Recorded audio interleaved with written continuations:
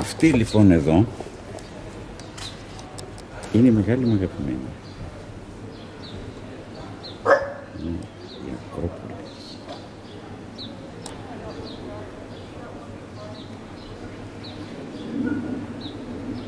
Ξυπνάω κάθε πρωί, της κάνω ένα φιλί. Γεια σου μωρό μου.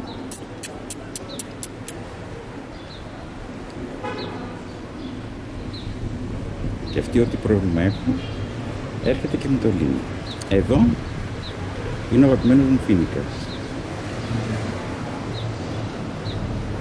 Κοιτάξτε τον πως δεσπόζει στην περιοχή. Αυτός και αυτή είναι φιλαράκια εδώ και πολλά χρόνια που είμαστε εδώ. Είναι πολύ ωραίο να βγαίνεις το πρωί στη βεράντα σου και να βλέπεις αυτό. Ποιος δεν πιστεύεις ότι αυτό είναι το κέντρο της Αθήνας. Πιο κέντρο δεν γίνεται.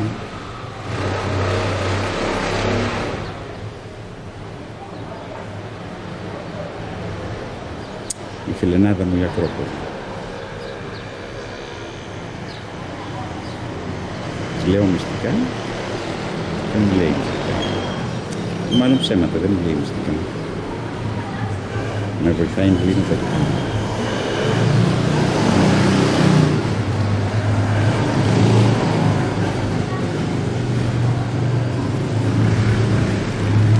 Ξέρετε γιατί όλα τα σπίτια έχουν την Ακρόπολη στην πλάτη? Τι πάθαν όλοι αυτοί οι βλάκες και έβαλαν την Ακρόπολη στην πλάτη? Δεν σκεφτείτε.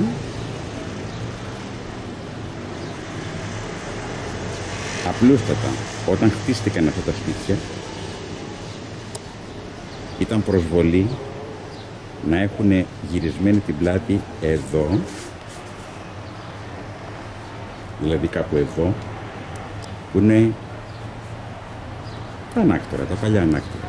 Ήταν προσβολή δηλαδή να έχει όλη η Αθήνα γυρισμένη τον κόλο της στον Βασιλέα.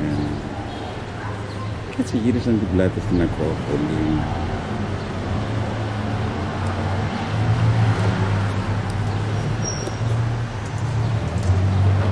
Ξέρετε πόσους ανθρώπους, δημοσιογράφους, φίλους μου έχω παρακαλέσει κατά καιρούς να έρθουν να κάνουν stand-up, δηλαδή να πούνε το ρεπορτάζ τους προς τους Έλληνες τηλεθεατές έχοντας πίσω τους, κάτσε να το βρούμε,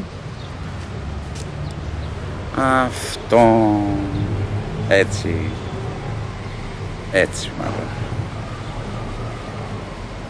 Ούτε ένας δεν το σκέφτηκε ποτέ, ούτε ένας δεν ήρθε. Όλοι θέλουν έναν τοίχο από πίσω. Να είστε καλά.